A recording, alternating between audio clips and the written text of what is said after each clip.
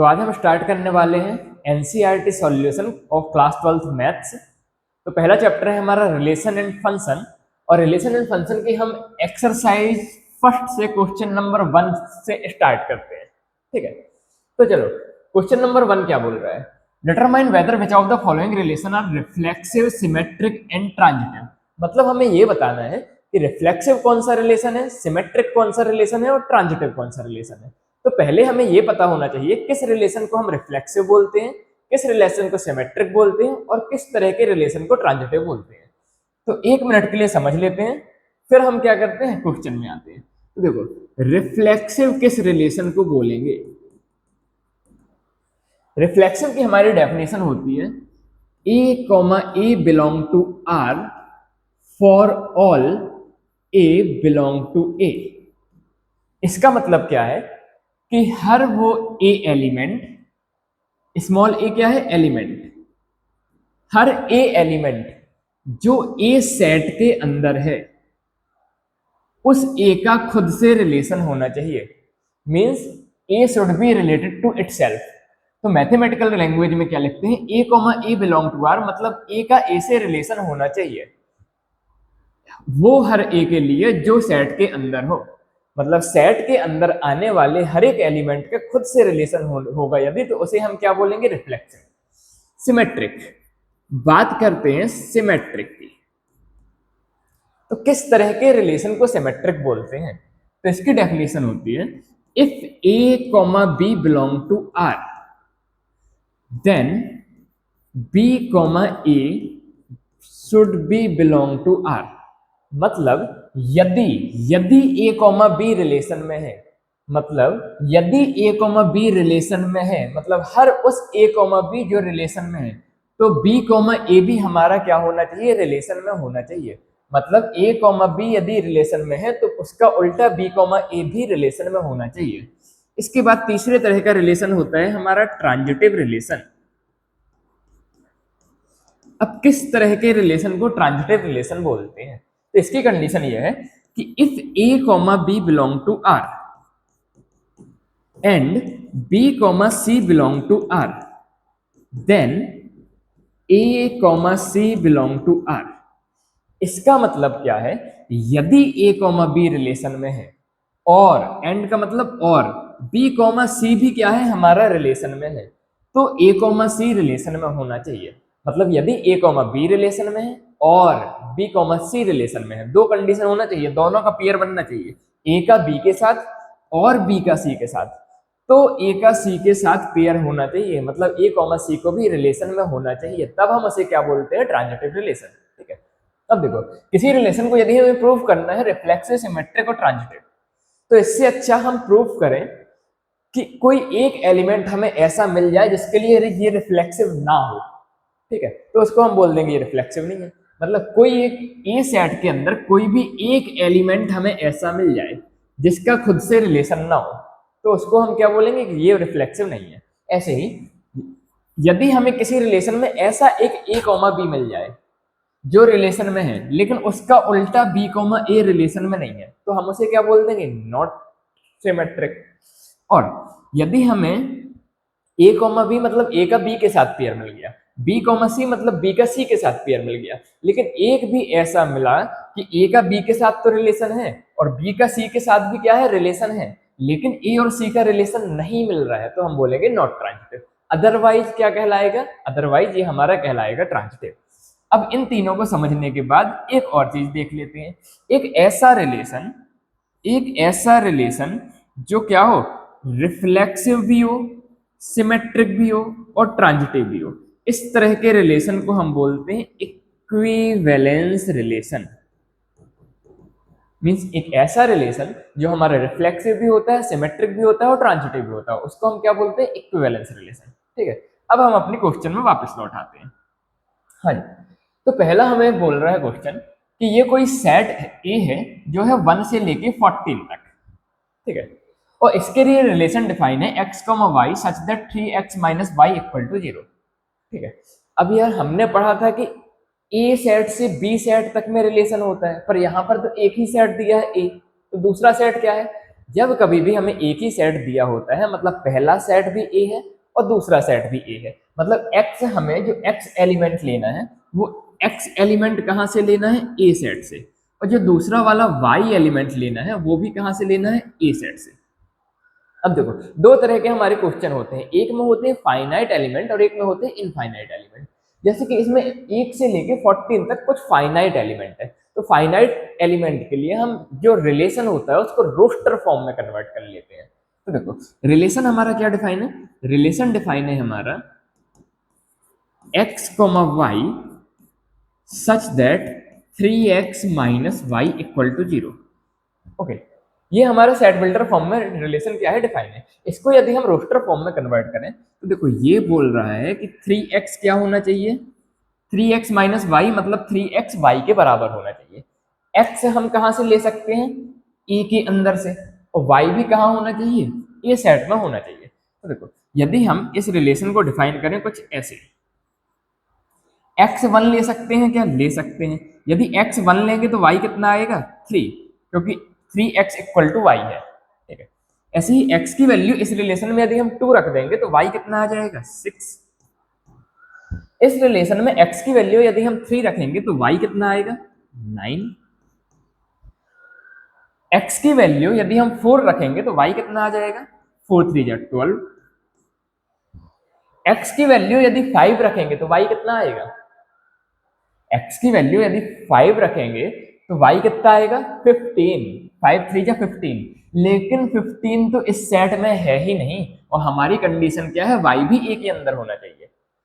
तो x की value 5 रखने में जो y आ रहा है 15, वो a सेट के अंदर है ही नहीं, तो हम x इक्वल टू 5 या फिर y इक्वल टू 15 नहीं ले सकते। तो इस रिलेशन के अंदर हमारे इतने एलिमेंट्स हो गए, 1 3 2 6 3 9 4 12, ठीक है। अब इस रिलेशन को हम रिफ्लेक्सिव के लिए चेक करते हैं। तो हमने ये देखा था कि रिफ्लेक्सिव में चेक करने की जगह हम क्या किया करेंगे, नॉट रिफ्लेक्सिव के लिए चेक कर लिया करेंगे। तो देखो, नॉट रिफ्लेक्सिव किसे कहते हैं, रिफ्लेक्सिव उसे कहते हैं कि हर उस एलिमेंट का खुद से रिलेशन होना चाहिए। तो देखो, 1 का रिलेशन 1 के साथ है क्या, नहीं है, 1 तो 3 के साथ रिलेटेड है।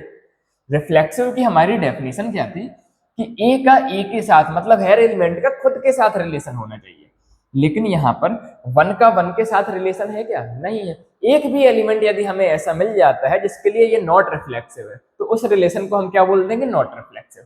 तो इसके आंसर को हम लिखते हैं,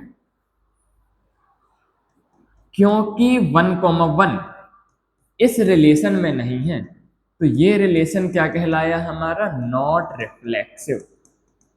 ठीक है, कोई भी एक एलिमेंट बस ढूंढ लें तो हम उसे दिखा सकते हैं कि ये क्या कहलाएगा, नॉट रिफ्लेक्सिव। ठीक है, अब सिमेट्रिक के लिए देखते हैं।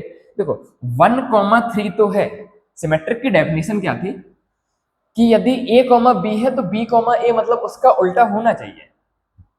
देखो, 1,3 है लेकिन इसका उल्टा 3,1 नहीं है, तो हम लिखेंगे 1,3 तो रिलेशन में है, लेकिन 1,3 तो रिलेशन में है लेकिन 3,1 रिलेशन में नहीं है, मतलब उसका रिलेशन में नहीं है उल्टा। यदि उल्टा रिलेशन में नहीं है तो हम क्या बोलेंगे कि ये सिमेट्रिक नहीं है। यदि उल्टा रिलेशन में होता तो हम क्या बोलते, ये सिमेट्रिक है। तो देखो, 1,3 तो दिख रहा है लेकिन 3,1 नहीं दिख रहा है, तो ये वाला रिलेशन हमारा कैसा कहलाएगा, नॉट सिमेट्रिक। इतना आता है क्या समझ में। आगे देखते हैं ट्रांजिटिव के लिए। ट्रांजिटिव की डेफिनेशन क्या थी, ट्रांजिटिव की डेफिनेशन थी हमारी कि यदि a, b रिलेशन में है और b, c रिलेशन में है तो a, c भी रिलेशन में होना चाहिए। देखते हैं, a, b रिलेशन में है मतलब 1,3 रिलेशन में है, ठीक है। तो ये क्या कहलाया हमारा, पहला वाला हमारा कहला गया क्या, a, बाद वाला क्या कहला गया, b, ठीक है। तो b का रिलेशन किसी के साथ है क्या, हाँ, 3 का रिलेशन 9 के साथ है। तो देखो, a का रिलेशन b के साथ है और b का रिलेशन c के साथ है, लेकिन a का रिलेशन c के साथ है क्या, नहीं है, इसलिए हम बोलेंगे ये ट्रांजिटिव नहीं है। तो लिखेंगे कैसे, 1 का रिलेशन हमारा 3 के साथ है और 3 का रिलेशन 9 के साथ है, ठीक है। 3 का रिलेशन 9 के साथ है, but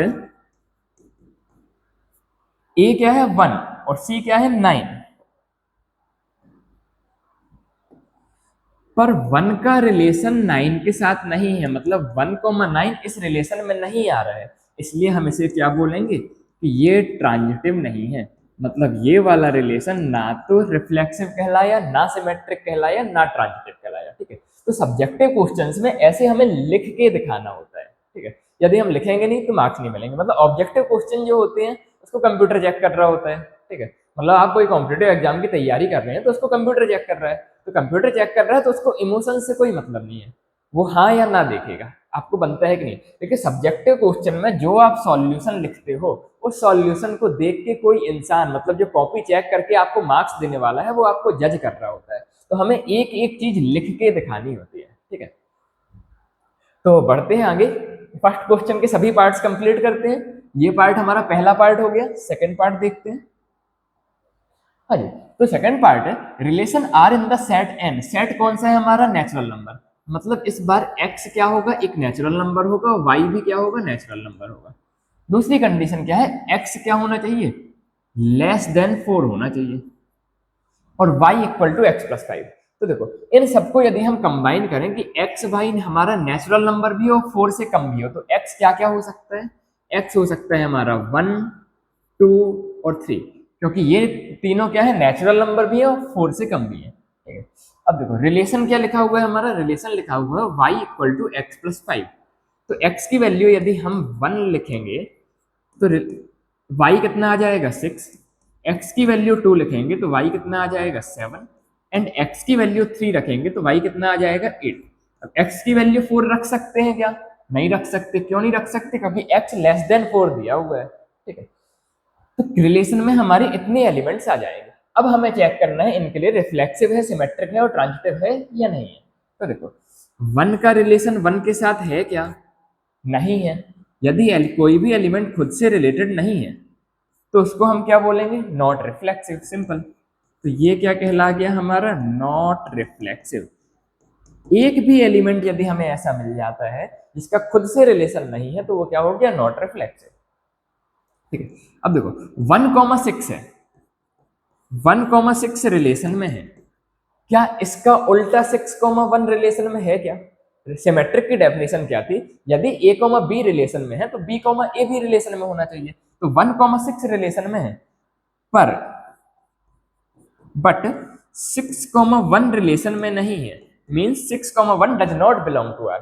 1,6 belong to R but 6,1 does not belong to R, implies this is not symmetric. Symmetric के लिए क्या होना चाहिए? इसका अपोजिट भी हमारा किस में होना चाहिए? रिलेशन में होना चाहिए। ट्रांजिटिव के लिए चेक करते हैं। ट्रांजिटिव के लिए कंडीशन क्या थी? देखो एक बार रीड कर लें।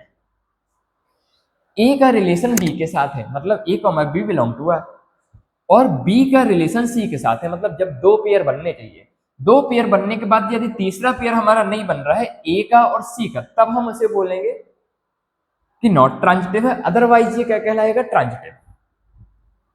ठीक है, तो देखो इस रिलेशन में देखें 1 का रिलेशन 6 के साथ है, 6 का रिलेशन किसी के साथ है क्या? दूसरा पेयर बन ही नहीं रहा है तो अपन तीसरे को नहीं जोड़ेंगे। जब दो पेयर बन जाते हैं तब हम तीसरे को जोड़ते हैं।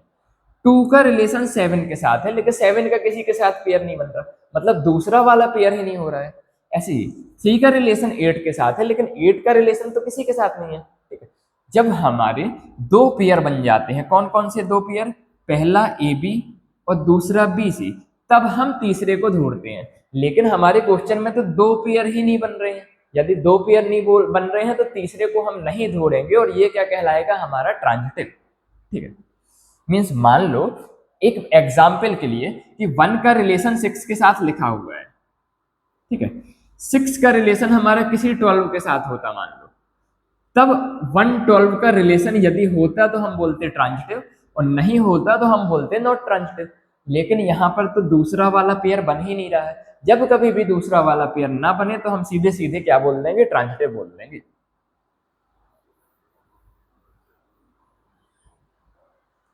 तो ऐसा कोई भी रिलेशन नहीं है जिसके लिए ए का रिलेशन बी के साथ हो और बी का रिलेशन सी के साथ हो, तो ये डायरेक्टली हमारा क्या कहलाया जाएगा? डायरेक्टली ये हमारा क्या कहलाया जाएगा कि ये हमारा ट्रांजिटिव है। क्यों ट्रांजिटिव है? क्योंकि इसमें बी कॉमा सी दूसरा वाला पेयर है ही नहीं किसी का, तो तीसरा ढूंढने की जरूरत ही नहीं है। ठीक है, तो ये था हमारा क्वेश्चन नंबर सेकंड। अब चलते हैं क्वेश्चन नंबर थर्ड की तरफ। Relation R in the set A 1 2 3 4 5 6 as x, y is divisible by 6। ठीक है, तो जब कभी भी हमारे फाइनाइट एलिमेंट्स होंगे तो उसका हम क्या बना लेते हैं, रोस्टर फॉर्म बना लेते हैं। जैसे कि हमने पिछले में भी बनाया था तो इसमें भी बना लेते हैं। तो भाई इतना पता है हमें कि x कहाँ से लेना है, इस ए सेट से लेना है, y कहाँ से लेना है, ए सेट से लेना है। तो this means x belong to A and y belong to A. अब रिलेशन हमारा क्या डिफाइन है कि y is divisible by x, y मतलब बाद वाला element, is divisible by x पहला वाले एलिमेंट से, मतलब y x की टेबल में आना चाहिए। तो देखते हैं भाई, यदि हम x ले लें 1 तो इसकी टेबल में क्या क्या आ जाएगा, 1 की टेबल में 1 आता है, 1 इज डिविजिबल बाई 1, तो 1, 1 इस रिलेशन में है। ऐसे ही 1 की टेबल में 2 भी आता है, 1 की टेबल में 3 भी आता है, 1 की टेबल में 4 भी आता है, 1 की टेबल में 5 भी आता है, 1 की टेबल में 6 भी आता है। ठीक है, तो इन सभी में जो हमने पीछे वाला एलिमेंट लिया है y, वो पहले वाले एलिमेंट x से क्या है, डिविजिबल है। और देखते हैं क्या आ सकता है। यदि हम 2 को देखें तो 2 खुद से डिविजिबल होगा, यस, तो 2 इज डिविजिबल बाई 2। यदि हम 4 को देखें तो 4 2 से डिविजिबल होगा, तो 2,4 भी रिलेशन में आएगा। 2 की टेबल में और क्या आएगा, 2,6। आगे देखते हैं, 3 को देखते हैं तो 3,4 आएगा क्या, 4 इज नॉट डिविजिबल बाई 3, तो 3,4 नहीं आएगा। 3 5 आएगा क्या, नहीं आएगा, लेकिन 3,3 आएगा, 3 इज डिविजिबल बाई 3। ऐसे ही 3,6 आएगा, क्योंकि 3 की टेबल में 6 आता है, मीन 6 इज डिविजिबल बाई 3, बाद वाला पहले वाले से क्या है, डिविजिबल है। 4 की बात करें तो 4,4 आएगा, हाँ 4 is divisible by 4, every number is divisible by itself. क्या 4,5 आएगा, 4 की टेबल में 5 नहीं आता है तो 4,5 नहीं आएगा। 4 की टेबल में 6 आएगा क्या, नहीं आएगा, क्यों, तो 4,6 भी नहीं आएगा। इसके बाद 5,5 आएगा, हाँ 5 इज डिविजिबल बाई 5, क्या 5,6 आएगा, नहीं, क्यों, क्योंकि 5 की टेबल में 6 नहीं आता है। ऐसे ही 6,6, तो इस रिलेशन में हमारे टोटल इतने एलिमेंट्स बने हैं। अब हम एक एक करके चेक करते हैं। पहले रिफ्लेक्सिव के लिए चेक करें, क्या सेट ए के हर एलिमेंट का खुद से रिलेशन है। तो देखो 1,1 है, 2,2 है, 3,3 है, 4,4 है, 5,5 है, 6,6 है, मीन्स हर एलिमेंट का खुद से रिलेशन है। तो इसको हम क्या बोलेंगे, रिफ्लेक्सिव है। क्यों, क्योंकि a, belong to R, for all a belong to A. हम कोई भी a ले लें, कोई भी स्मॉल a एलिमेंट ले लें a सेट से, 1 2 3 4 5 6 कुछ भी ले लें, तो सभी का खुद से रिलेशन है, इसलिए ये क्या कहलाएगा हमारा, इसलिए ये कहलाएगा हमारा रिफ्लेक्सिव रिलेशन। ठीक है, अगला देखते हैं। देखो सिमेट्रिक के लिए क्या होता है कि यदि a, b है तो b, a भी होना चाहिए। तो देखते हैं 1,2 है, लेकिन 2,1 कहीं दिख रहा है क्या, नहीं दिख रहा है। तो देखो 1,2 रिलेशन में है, बट 2,1 रिलेशन में नहीं है, तो इसको हम क्या बोल देंगे कि नॉट सिमेट्रिक, क्योंकि सिमेट्रिक के लिए उल्टा वाला भी रिलेशन में होना चाहिए। ट्रांजिटिव की बात करते हैं, तो ट्रांजिटिव का रिलेशन क्या होता है, ट्रांजिटिव की डेफिनेशन होती है कि यदि a, b रिलेशन में है, if a, b belong to R and b, c belong to R, then a, c belong to R। ये क्या हो गई ट्रांजिटिव की डेफिनेशन, कि मतलब यदि a का रिलेशन b के साथ है और b का रिलेशन c के साथ है, तो a का रिलेशन भी c के साथ होना चाहिए, तो हम उसे क्या बोलेंगे, ट्रांजिटिव, नहीं तो नॉट ट्रांजिटिव। देखते हैं, देखो 1 का रिलेशन किसी एक एलिमेंट का देखते हैं, 1,1 तो सीधा सीधा हमारा ट्रांजिटिव होता है। 1 का रिलेशन 2 के साथ है, 2 का रिलेशन 2 के साथ है, तो 1 का रिलेशन 2 के साथ है क्या, है। किसी और एलिमेंट को देखते हैं, 1 का रिलेशन 2 के साथ है, 2 का रिलेशन 6 के साथ है, तो 1 का रिलेशन 6 के साथ है क्या, है। तो हम इसमें कोई भी एलिमेंट देख रहे हैं तो सभी के लिए क्या बन रहा है, ट्रांजिटिव बन रहा है। जैसे इसको देखें, 1 का रिलेशन 3 के साथ है और 3 का रिलेशन 6 के साथ है, तो 1 का 6 के साथ है क्या, हाँ जी 1 का रिलेशन 6 के साथ है। और कोई 2 वाला देख लेते हैं, देखो टू का रिलेशन किसके साथ है? फोर के साथ है, और फोर का रिलेशन फोर के साथ है। तो टू का रिलेशन फोर के साथ है क्या? है। देखो टू का रिलेशन टू के साथ है, वो टू का रिलेशन फोर के साथ है, और फोर का रिलेशन फोर के साथ है। मतलब इसके आगे वाला टू और इसके पीछे वाले फोर दोनों का रिलेशन है क्या? बिल्कुल है। तो जिस किसी के लिए भी हम चेक करें तो उस सभी के लिए ये क्या निकल रहा है? ट्रांजिटिव निकल रहा है। तो ये क्या कहलाएगा? हमारा ट्रांजिटिव रिलेशन। तो हम वो लिखेंगे ये क्या है? हमारा ट्रांजिटिव रिलेशन है, क्योंकि हमको कोई भी एक ऐसा पेयर नहीं मिल रहा जिसके लिए ए कॉमा बी हो, बी कॉमा सी हो, लेकिन ए कॉमा सी ना हो। हर पेयर के लिए हमें यदि ए का रिलेशन बी के साथ है और बी का रिलेशन सी के साथ है तो ए का सी के साथ रिलेशन है, इसलिए हम क्या बोलेंगे? इसलिए ये क्या है? हमारा ट्रांजिटिव है। एक बार फिर से दिखाऊं, मान लो वन का रिलेशन क्या है? थ्री के साथ है, और थ्री का रिलेशन सिक्स के साथ है, तो वन और सिक्स का रिलेशन है क्या? बिल्कुल है। ठीक है, तो हर पेयर के लिए ये क्या है? ट्रांजिटिव। इसलिए ये रिफ्लेक्सिव है, सिमेट्रिक नहीं है, और ट्रांजिटिव है। ठीक है, नेक्स्ट क्वेश्चन में चलते हैं। ये हो गया हमारा थर्ड। अब फोर्थ क्वेश्चन देखते हैं। हमारा कहीं फोर्थ रह गया क्या? कोई बात नहीं, फिफ्थ में बहुत सारे पार्ट है, पहले इनको देख लें। हाँ जी, तो देखो बहुत सारे पार्ट है, ओरल टाइप के क्वेश्चन है ये, तो इन्हें धीरे धीरे कंप्लीट करते हैं। ठीक है, इनमें बहुत ज्यादा लिखने की आवश्यकता नहीं है। देखो पहला रिलेशन हमारा लिखा हुआ है x and y work at the same place. तो मैं इसको दूसरे पेज में लिख लेता हूं कि रिलेशन डिफाइन है x comma y such that x and y work in the same place. और एक्स और वाई क्या है?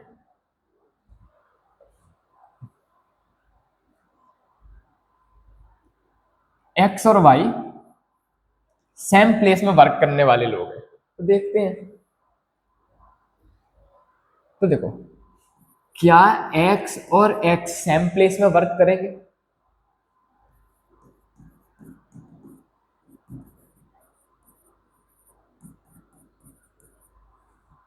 मान लो मेरा नाम शुभम है, तो क्या शुभम और शुभम एक ही जगह वर्क करते हैं? अरे शुभम और शुभम तो एक ही इंसान हुआ ना, तो एक ही इंसान तो एक जगह ही वर्क करेंगे। ठीक है, तो एक्स और एक्स एक ही जगह पे वर्क कर रहे हैं, मतलब एक्स कॉमा एक्स इस रिलेशन को फॉलो कर रहा है, मतलब ये क्या कहला जाएगा? हमारा रिफ्लेक्सिव। समझ में आया? आगे देखते हैं। देखो सिमेट्रिक के लिए हम क्या देखते हैं कि मान लो एक्स कॉमा वाई, सिमेट्रिक के लिए हम क्या देखते हैं कि x comma y belong to r है, इसको हमने मान लिया। तो x कॉमा वाई यदि बिलोंग टू r है means x and y work at the same place.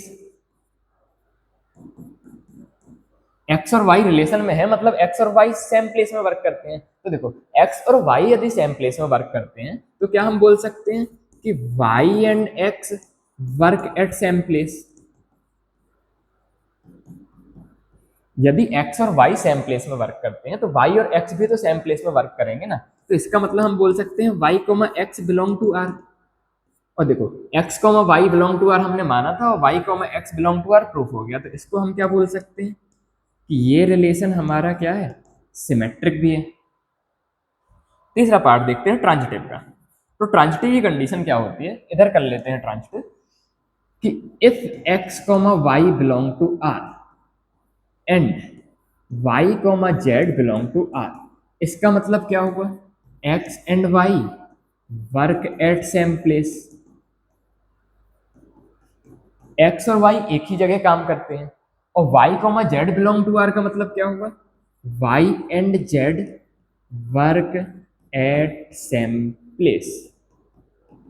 मतलब x और y एक ही जगह काम करते हैं और y और z एक ही जगह काम करते हैं। तो भाई x और y एक जगह काम करते हैं और y और z एक जगह काम करते हैं, इसका मतलब क्या हुआ? x और z भी तो उसी जगह काम करते हैं।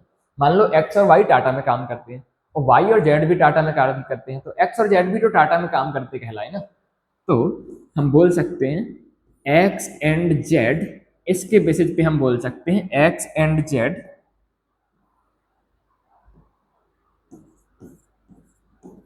Work at same place.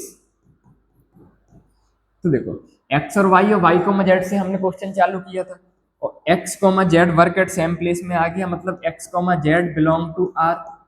ठीक है, एक्स कॉमा जेड इस रिलेशन को सेटिस्फाई करता है, तो हमने क्या बोलेंगे, ये क्या कहलाया, ट्रांजिटिव कहलाया। ट्रांजिटिव क्यों कहलाया ये, क्योंकि ये एक्स कॉमा वाई और वाई कॉमा जेड और एक्स कॉमा जेड तीनों इस रिलेशन में आ रहे हैं। अब देखो एक और चीज देखना, क्योंकि ये रिलेशन क्या है हमारा, रिफ्लेक्सिव है और सिमेट्रिक भी है और ट्रांजिटिव भी है, और जो रिलेशन तीनों होता है उसको हम क्या बोलते हैं, इक्विवेलेंस रिलेशन। तो कोई पूछेगा हमसे कि क्या ये इक्विवेलेंस रिलेशन है, तो हाँ जी ये इक्विवेलेंस रिलेशन भी है। ये क्या है हमारा, इक्विवेलेंस रिलेशन भी है। ठीक है, नेक्स्ट पार्ट देखते हैं। हाँ जी, सेकंड है हमारा, x and y live in the same locality. X और वाई एक ही लोकेलिटी में रहते हैं, तो इस रिलेशन को भी देखते हैं। सेकंड पार्ट है हमारा, रिलेशन डिफाइन है कुछ ऐसे, x comma y such that x and y live in same locality. तो देखो रिफ्लेक्सिव के लिए देखते हैं, क्या एक्स और एक्स सेम लोकेलिटी में रखेंगे, क्या हम बोल सकते हैं x and x live in same locality. क्या ये स्टेटमेंट सही है, भाई एक्स मान लो शुभम है, तो शुभम और शुभम तो एक ही जगह रहेंगे ना, क्योंकि शुभम तो एक ही इंसान है। तो x comma x live in same locality, मतलब एक्स कॉमा एक्स इस रिलेशन को फॉलो करता है, और यदि एक्स कॉमा एक्स इस रिलेशन को फॉलो करता है तो हम बोल देंगे ये क्या है हमारा, रिफ्लेक्सिव रिलेशन है। ठीक है, ये तो हो गया हमारा पार्ट वन। पार्ट टू देखते हैं सिमेट्रिक के लिए। देखो सिमेट्रिक के लिए हमें स्टार्ट कहाँ से करना होता है, हम मान लेते हैं x comma y belong to R.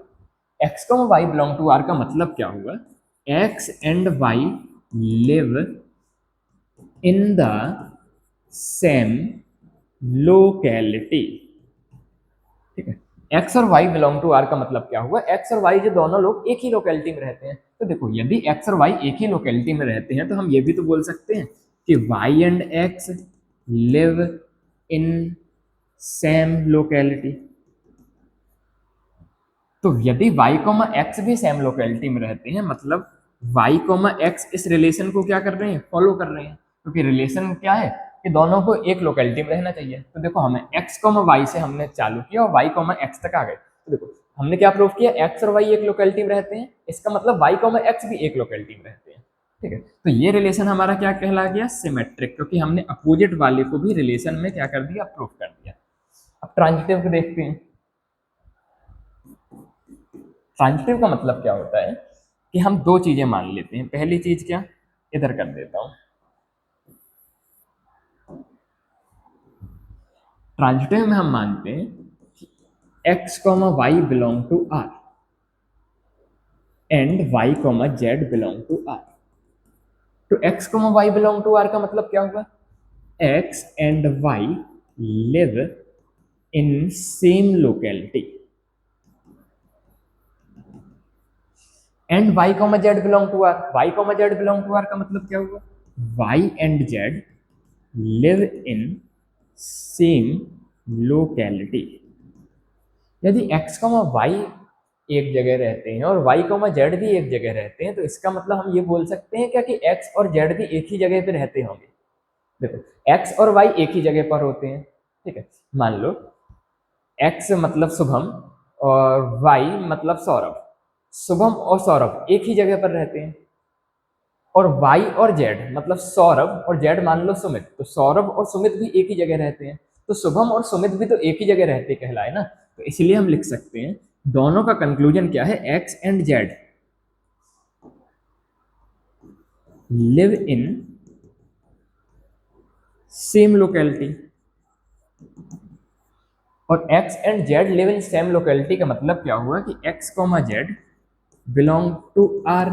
देखो एक्स वाई और वाई जेड को हमने रिलेशन में माना था, और एक्स और जेड इस रिलेशन में, ये हमने प्रूफ कर दिया। तो इसका मतलब ये रिलेशन क्या कहलाया? ट्रांजिटिव। ठीक है, हाँ जी, ये हो गया। अब नेक्स्ट पार्ट देखते हैं।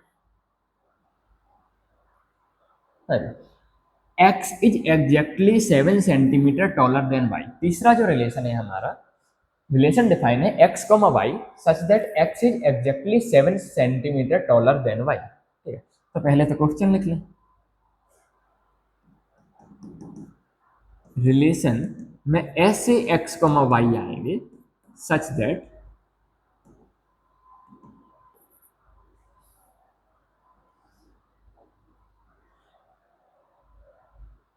x is exactly 7 centimeter taller then y। x is exactly 7 centimeter taller then y। Okay, अब देखो, पहले रिफ्लेक्सिव के लिए देखते हैं। रिफ्लेक्सिव के लिए खुद हर एलिमेंट का खुद से रिलेशन होना चाहिए। तो ऐसा हो सकता है क्या कि x खुद से 7 सेंटीमीटर बड़ा हो? कोई खुद से तो बड़ा नहीं हो सकता ना। तो हम लिखेंगे x can not be 7 centimeter taller than x। x खुद से 7 सेंटीमीटर नहीं बड़ा हो सकता, और यदि x खुद से 7 सेंटीमीटर बड़ा नहीं हो सकता, मतलब x कॉमा x रिलेशन में नहीं आएगा। इसको मैथमेटिक्स की लैंग्वेज बोलते हैं कि x comma x does not belong to R। क्यों x कॉमा x रिलेशन में नहीं हो सकता? क्योंकि x कॉमा x इस रिलेशन को फॉलो नहीं करता। क्यों? क्योंकि कोई खुद से 60 सेंटीमीटर बड़ा नहीं हो सकता। ठीक है, तो ये तो क्या हो गया, यदि x, x रिलेशन में नहीं आता है तो ये क्या कहला गया हमारा? Not reflexive. ठीक है, पहला पार्ट हो गया। दूसरा सिमेट्रिक के लिए देखते हैं। सिमेट्रिक के लिए हमने माना कि x, y क्या है? रिलेशन को बिलोंग करता है। यदि x, y रिलेशन को बिलोंग करता है तो इसका मतलब क्या होगा कि x is exactly 7 centimeter taller then y। ठीक है, x, y यदि रिलेशन को फॉलो करता है तो x y से 7 सेंटीमीटर बड़ा होगा। तो ऐसा हो सकता है क्या कि x 7 सेंटीमीटर y से बड़ा हो, तो y x से 7 सेंटीमीटर बड़ा हो। यदि x बड़ा होगा तो y छोटा होगा, y बड़ा तो नहीं हो सकता ना। यदि x 7 सेंटीमीटर बड़ा है, मान लो तुम्हारा भाई तुमसे 7 सेंटीमीटर बड़ा है, तो तुम तो अपने भाई से 7 सेंटीमीटर बड़े नहीं हो सकते ना प्रेजेंट कंडीशन में। प्रेजेंट कंडीशन में तो तुम उससे छोटे कहलाओगे। तो यदि x 7 सेंटीमीटर बड़ा है y से, तो y can not be 7 centimeter taller than x। मतलब y, x इस रिलेशन को फॉलो नहीं करेगा। y, x does not belong to R। और यदि x, y रिलेशन में है और y, x रिलेशन में है तो नहीं है, तो इसको हम क्या बोलेंगे? Not symmetric. ठीक है, अब तीसरा पार्ट देखते हैं हम ट्रांजिटिव के लिए। देखो, x 7 सेंटीमीटर बड़ा है y से। अपन पहले क्या मान लें? ट्रांजिटिव के लिए क्या मानते हैं? इस साइड ट्रांजिटिव कर लेते हैं। ट्रांजिटिव के लिए हम मानते हैं कि x, y रिलेशन में है। ठीक है, और y, z भी हमारा रिलेशन में है। ठीक है, तो x और z के बारे में हमें पता करना होता है। तो देखो, यदि x और y रिलेशन में है, मतलब x 7 सेंटीमीटर बड़ा है किससे? y से, तो x इक्वल टू कितना हो जाएगा? y plus 7। ठीक है, क्यों? क्योंकि x 7 सेंटीमीटर y से बड़ा है, मतलब y में जब 7 जोड़ेंगे तब x के बराबर होगा। और y, z भी क्या है? रिलेशन में है, मतलब y किससे बड़ा है? z से 7 सेंटीमीटर बड़ा है। तो देखो, x यदि y से 7 सेंटीमीटर बड़ा है और y यदि z से 7 सेंटीमीटर बड़ा है, और हमें x और z के बीच में क्या बनाना है? रिलेशन बनाना है। तो y की वैल्यू इस वाली इक्वेशन से उठा के इस वाली इक्वेशन में रख देते हैं, तो कितना आ जाएगा? x इक्वल टू वाई की वैल्यू कितनी है? रख दी z प्लस 7, और आगे क्या लिखा है? प्लस 7। मतलब x इक्वल टू क्या हो गया? z plus 14। मतलब क्या आया? मतलब ये आया कि एक्स जेड से 7 सेंटीमीटर बड़ा नहीं है। कितना सेंटीमीटर है? 14 सेंटीमीटर बड़ा है। और 14 सेंटीमीटर बड़ा है तो ये तो इस रिलेशन को फॉलो नहीं करेगा, मतलब एक्स कोमा जेड इस रिलेशन में नहीं आएगा। और यदि एक्स कोमा जेड इस रिलेशन में नहीं आएगा तो ये क्या कहलाएगा? Not transitive. ठीक है, देख लो एक बार, फिर आगे देखते हैं अगला पार्ट। अगला पार्ट है हमारा x is wife of y। ठीक है, तो इसका शॉर्ट में समझ लेते हैं। देखो, रिफ्लेक्सिव की यदि बात करें तो x is wife of x, क्या कोई खुद की वाइफ हो सकता है? चलो लिख लेते हैं। रिलेशन क्या है? रिलेशन है हमारा, इस रिलेशन में ऐसे x कॉमा वाई आएंगे कि x is wife of y होना चाहिए, मतलब x क्या होना चाहिए? वाइफ, y की वाइफ होना चाहिए। तो देखो, क्या कोई खुद की वाइफ हो सकता है? नहीं हो सकता। तो x can not be wife of x, मतलब x कॉमा x इस रिलेशन को फॉलो नहीं करेगा। x comma x does not belong to R, मतलब ये क्या कहलाएगा? Not reflexive.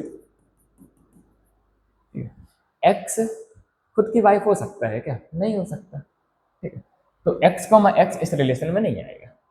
अब देखो, सिमेट्रिक के लिए क्या करते हैं? सिमेट्रिक के लिए हम मान लेते हैं कि x कॉमा वाई रिलेशन को फॉलो करता है और फिर y कॉमा x के बारे में देखते हैं। तो देखो, यदि x कॉमा वाई इस रिलेशन में है तो हम लिख सकते हैं x is wife of y। अब देखो, x यदि y की वाइफ है तो क्या y x की वाइफ हो सकती है? हो सकती है एक कंडीशन में। सुप्रीम कोर्ट ने गर्ल्स गर्ल्स की भी शादी अलाउ कर दी है, मतलब सेम जेंडर पे। लेकिन हमें हर केस के लिए चेक करना होता है। हर केस में तो ऐसा नहीं हो सकता ना कि x यदि वाइफ है किसकी? y की, तो y भी x की वाइफ हो। y तो हस्बैंड होगा ना। देखो, x is wife of y, मतलब y can not be wife of x। x यदि y की वाइफ है तो y x की वाइफ नहीं हो सकती। किसी पर्टिकुलर केस में हो सकती है, दोनों सेम जेंडर वालों ने शादी कर ली, लेकिन हर केस के लिए नहीं हो सकती। ठीक है, और यदि y हर केस में x की वाइफ नहीं हो सकती तो y कॉमा x रिलेशन में नहीं आएगा, मतलब y comma x does not belong to R। और y comma x does not belong to R का मतलब क्या हो जाएगा कि ये कैसा है हमारा? सिमेट्रिक नहीं है, नॉट सिमेट्रिक। अब तीसरा केस देखते हैं ट्रांजिटिव के लिए। ट्रांजिटिव के लिए क्या मान लेते हैं हम? If x comma y belong to R, ठीक है, and y comma z belong to R, मतलब x y की वाइफ है और y z की वाइफ है, तो x z की वाइफ हो सकता है क्या? ऐसा कोई रिलेशन तो बनता सा नहीं दिखता है। ठीक है, तो इसको हम क्या बोल देंगे? Not transitive. ये ट्रांजिटिव नहीं है। क्यों ट्रांजिटिव नहीं है? क्योंकि भाई एक दूसरे की वाइफ है, दूसरा तीसरे की वाइफ है, तो पहला तीसरे की वाइफ हो जरूरी थोड़ी है। ठीक है, तो ये क्या आ गया हमारा? Not transitive. और भी कुछ है क्या? हाँ जी, एक और आखिरी पार्ट है इसमें फर्स्ट क्वेश्चन का, इसको और देख लेते हैं। 1 मिनट का पेशेंस रखिएगा। ठीक है,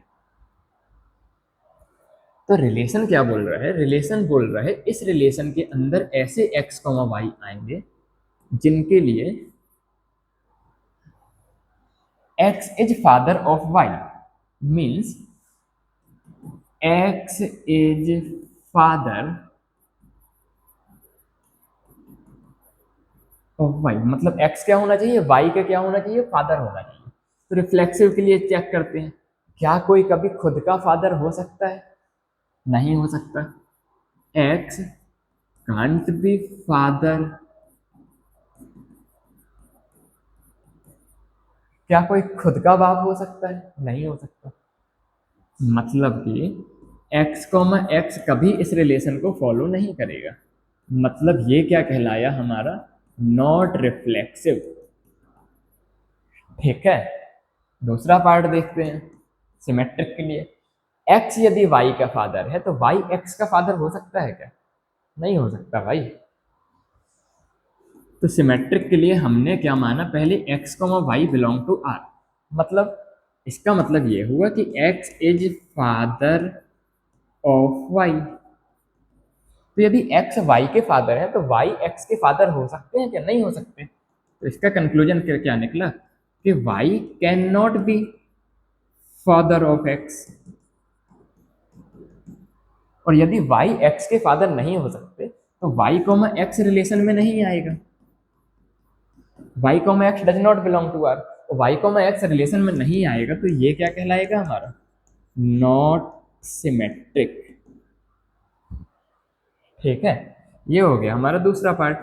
तीसरा पार्ट ट्रांजिटिव के लिए चेक करते हैं। ट्रांजिटिव में हम क्या मानते हैं, पहले की दो चीजों को मान लेते हैं कि x, y इस रिलेशन को फॉलो करते हैं और y, z भी इस रिलेशन को फॉलो करते हैं, और x और z के बीच में हमें रिलेशन देखना होता है। तो देखो x, y इस रिलेशन को फॉलो करते हैं, मतलब x is father of y। ठीक है, और y, z भी इस रिलेशन को फॉलो करते हैं, मतलब